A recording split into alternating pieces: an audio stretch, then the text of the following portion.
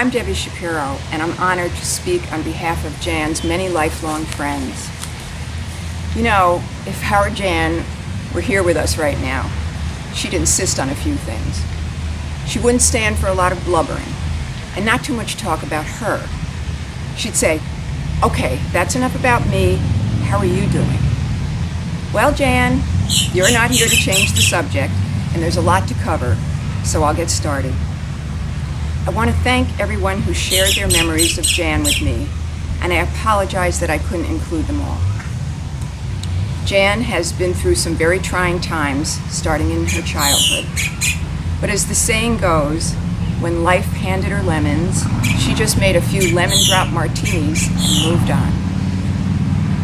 She was a compassionate and extremely generous mother, niece, sister, aunt, and cousin. I'm here to talk about Jan as a friend. Someone wise once said, "A friend is one to whom you can pour out the contents of your heart, chaff and grain alike, knowing that the gentlest of hands will take it and sift it, keep what is worth keeping, and with a breath of kindness, blow the rest away." That was Jan. She looked for the good in people and forgave the flaws. She helped them to see themselves as she saw them. One of the last things she said to me was, "Don't be so hard on yourself. Believe in your talents." But Jan was not shy about pointing out where there was room for improvement. The very last thing she said to me was, "Debbie, you have to do something about your posture. Your stomach pooches out when you stand like that. Please, do it for me." So I'm trying, Jan. Jan had a unique relationship with every one of her friends. Once you were Jan's friend, you could count on her forever, not just for one phase of your life, and no matter how far apart you lived. Our group of Ithaca College friends, we call ourselves the Battresses, have known Jan for over 40 years. We live all over the country, and we get together whenever we can. Jan remained equally close with her California and Boston friends. And her childhood friends were happy to have her back in Jamestown these last few years. We have all been with Jan on her journey with cancer, and we are in awe of her courage and spirit. During her last stay in the hospital, we gathered in her room each day along with her family members, who were so generous in letting us share their last few days with her. Jan was always the ultimate partier, and this was one hell of a celebration. Thank goodness the hospital staff put up with all the commotion. Jan lay in bed and directed the festivities like a combination of the gentle Dalai Lama and the masterful Wizard of Oz. "Come forward and sit by me. Ooh, I love some of that cheese. Can you pull those chairs up closer? Okay, time for my nap. Let's pass the champagne around."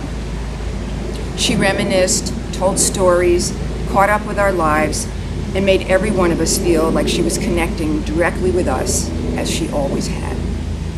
The vibe in the room was as Jan willed it, incredibly upbeat. She wanted no tears. Her friends and family have learned a precious life lesson by Jan's example of how to leave this world. My own journey with Jan began in 1971, when I chose her to be my big sister in our college sorority. She's played that role ever since. In the 80s, we both lived in Los Angeles, where we were in contact every day and came to rely on each other for unconditional support. The great actress Marlene Dietrich said, "It's the friends you can call up at 4 a.m. that matter." And she's right. One night, I awoke to a blaring smoke detector. My apartment was on fire. Naturally, my first instinct was to call Jan. I said, "Jan, my apartment's on fire, and I'm calling to say goodbye in case I don't make it."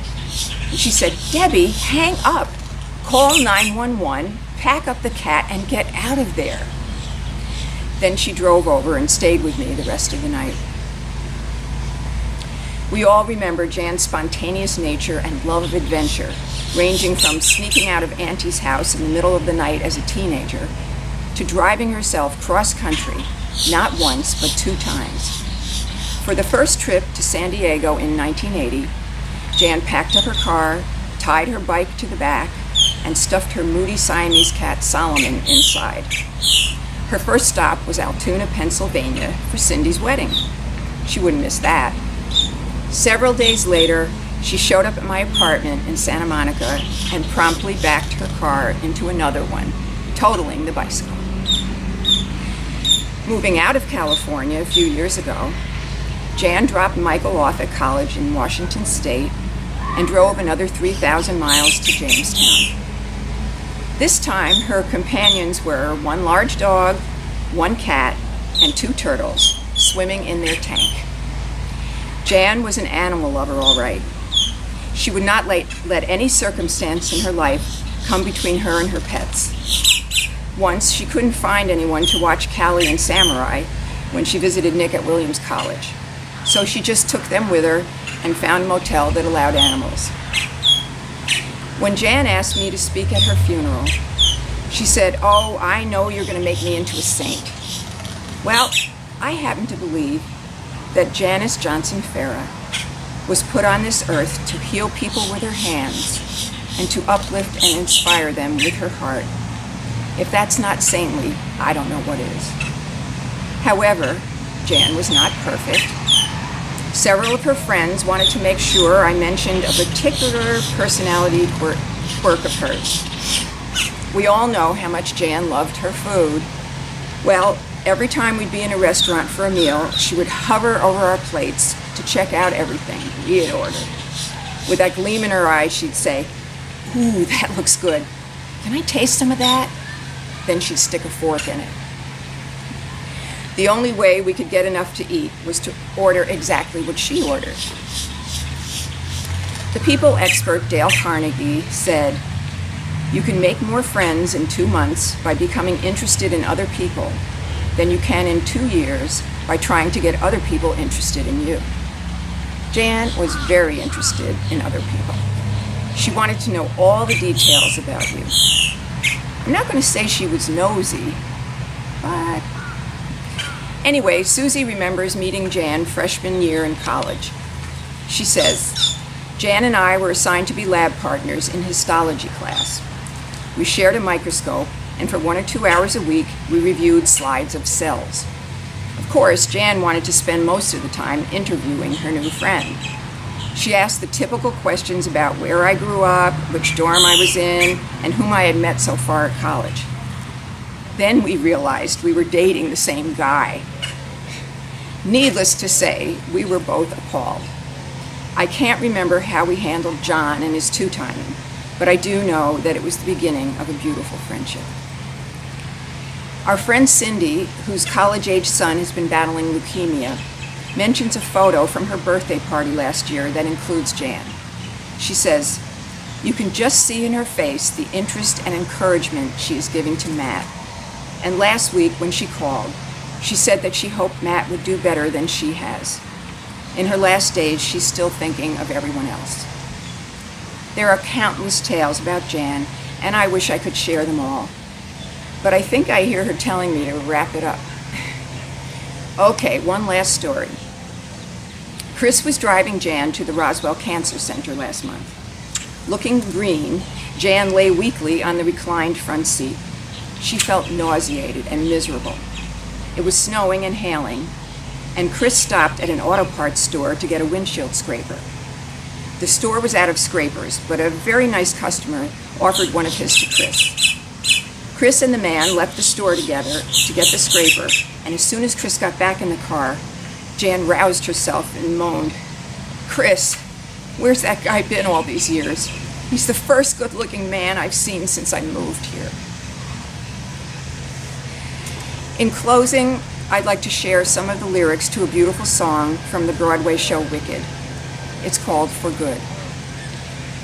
I've heard it said that people come into our lives for a reason, bringing something we must learn. And we are led to those who help us most to grow if we let them, and we help them in return. Well, I don't know if I believe that's true, but I know I'm who I am today because of you. Because I knew you, I have been changed for good. So much of me is made of what I learned from you. You'll be with me like a handprint on my heart. And now, whatever way our stories end, I know you have rewritten mine by being my friend. Because I knew you, I have been changed for good. Our Jan was energy, joy, laughter, fun.